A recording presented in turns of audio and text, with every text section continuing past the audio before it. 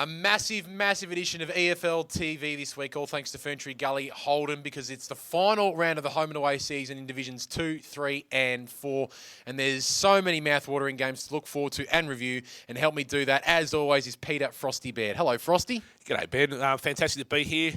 As you said, it's going to all come down to this weekend's in Division 2, 3 and 4. So many storylines ready to take shape on the weekend. Just can't wait to sit down and have a talk with you now about it and what might happen. Oh, the pleasure is all mine, Frosty. Let's have a look at Division 1 and that Division 1 ladder. And there was some movement there at the middle, particularly after South Croydon went down and Norwood. We were out there for EFL game day. And Norwood very impressive on their home ground. Obviously play that better than anyone else in Division 1. And Roval defeating Knox means that Roval now in the box seat to finish 5th.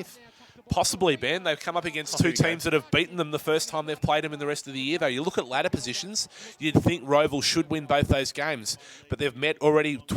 Roval's met both those teams already earlier in the year. Both East Ringwood and Scoresby defeated the Hawks when they played them the first time around.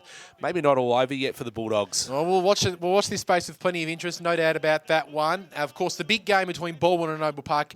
Noble Park again challenged Baldwin, but the Tigers again in the last quarter were able to pull through and pull off an 18-point victory. But the biggest storyline to come out of it, Frosty, and there was a little bit of Twitter action on Saturday night, was that Noble Park coach Mick Fogarty said to his players after the game that he'll be stepping down as senior coach at the end of the season. That was a big, big shock for me personally, and I'm sure for you. Oh, that's a huge shock. I mean, I rate Mick Fogarty as one of the best coaches in the whole competition. Yeah. He's just got the runs on the board. Dual back-to-back premiership coach at Noble Park. All good things must come to an end.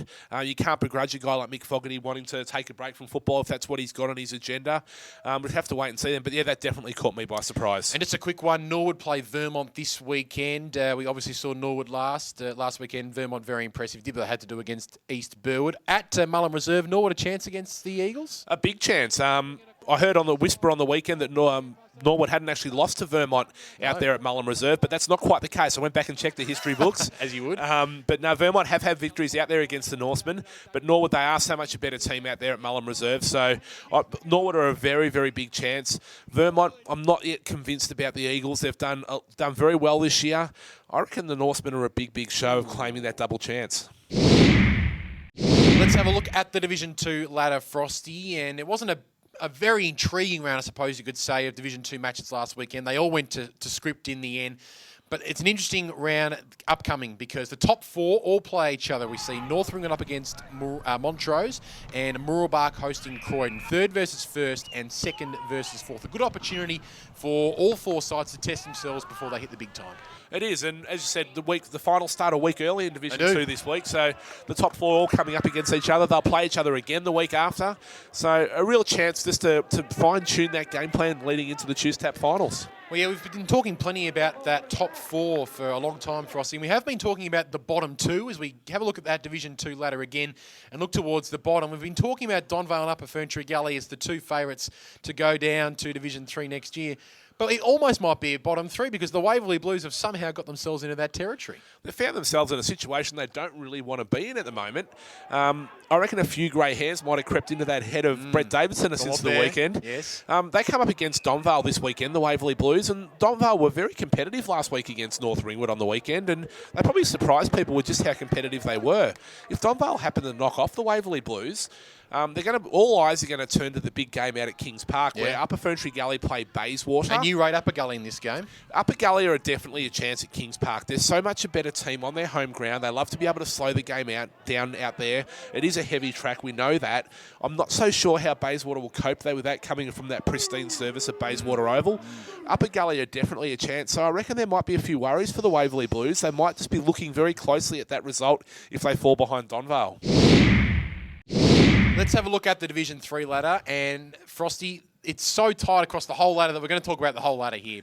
Let's start at the top. And a great result for Mitcham on the weekend, knocking over Baronia, and it means that Baronia now, after being on top, they go back down to 4th. That's how that's how tight this Division 3 ladder is up the top. A magnificent effort by the Tigers. Oh, it is. You go from having a week off to playing a cutthroat elimination final, just on the back of one loss. But that's a huge result for Mitcham.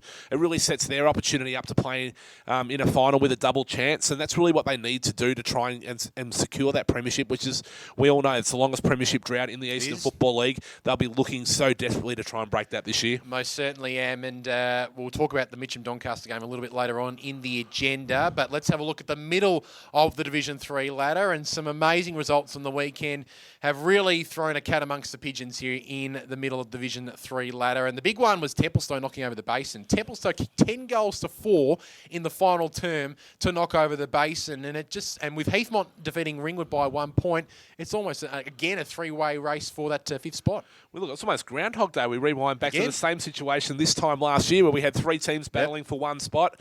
And as we saw there last year, anything can happen in that final round. We saw Mitcham snatch a spot in that finals within the last minutes of that last round last year. So, I mean, the same thing might happen again this weekend. You'd have a look at it, though. The Basin are still in that box seat, you would think. They've got to go down to Chirnside Park for Heathmont to probably snatch that victory. I reckon it's too hard for Templestowe. They're going to come up against the Baronia side on the rebound. The Bears, they've got their destiny in their own hands. They win, they're in. If they lose to Chirnside Park, we might just see Heathmont snatch that 5th spot. Let's go towards the bottom, Frosty. And we've mentioned Warrandyte and the Wildest Pioneers in particular a fair bit, but a big, big day for Warrandyte on the weekend. They come up against the Glen Waverley Hawks at their home ground. The Hawks have nothing to play for, whereas Warrandyte have everything to play for. Are they any chance of avoiding Division 4 next year? They're a chance, but I reckon the Glen Waverley Hawks just hit a bit of form on the weekend, starting to get back to playing some of their best footy. Warrandyte have said they'll be looking to do what the Whitehorse Pioneers did last year, get that last-minute reprieve. I don't think it's going to happen, though. I reckon it's all over for the Bloods, unfortunately. Let's have a look at Division 4, Peter Baird, and that Division 4 ladder looks pretty interesting towards the middle now, but after Forest still got a very convincing victory over Kilsyth on the weekend, you'd think the Zebras are Choose-Tap finals bound. There's a bit of spring back in the step of those Zebras at the moment. They're starting to spruik their chances come the Choose-Tap finals. Having a chat to a couple of their players this morning, and they're quietly confident heading into those finals. They're the team that are in form at the moment. We see a couple of the other teams on the ladder above them, probably 3, that are starting to fall over a little bit. Sylvan haven't been in the best form. Kilsyth have gone off the boil at the wrong time of the year. And, wow, that result from the Ferntree Gully on the weekend, that just battered belief, didn't it? Well, let's have a look at that result. And South Belgrave, in the end, pants them, absolutely pants them. I don't know how to describe it. Ferntree Gully goalless for the entire day. It's the first time for the whole season that a team's gone through goalless for an entire game. Only 6 behinds. Braden Ingram was out there and was throwing words like insipid and disgraceful around, these kind of words. And Bernie Ryan, obviously, wouldn't have been too happy. And it puts a lot of pressure on Ferntree Gully heading into the finals. It certainly does. And I reckon South Belgrave went out there to try and make a bit of a statement. I got an SMS from one of the South Belgrave players after the game. Did you really? Big Lucas Appleby. Just said, look, you boys in the media team that don't think South Belgrave have got what it takes to compete on the bigger grounds, we went out there on the weekend to prove that's exactly what we can do. So he said, keep picking opposition because we don't want to be the horse that you're backing come finals. Being the underdogs, the Saints, don't they? I reckon they're going to have a hard time being the underdogs now. I reckon all the focus is clearly on South Belgrave. Well, that's it, Frosty. We're coming towards the end of the EFL TV agenda. Before we go, we normally don't talk about these things across the EFL media platforms, but it's an interesting night at the Tribunal on Tuesday night. It's a massive, massive night. There's 3 big cases up in Division 3 and across Division 3 and Division 4. Steve Pym has already accepted 2 weeks, but Kim Abijaba from South Belgrave and Jason Heath from Baronia are fighting some charges. And they're going to challenge the reports that were laid on the weekend. I mean, that's potentially huge, particularly for a guy like Kim Abijaba. South Belgrave have got a game this weekend. They're going to have the week off. They're going to finish on top of the Division 4 ladder.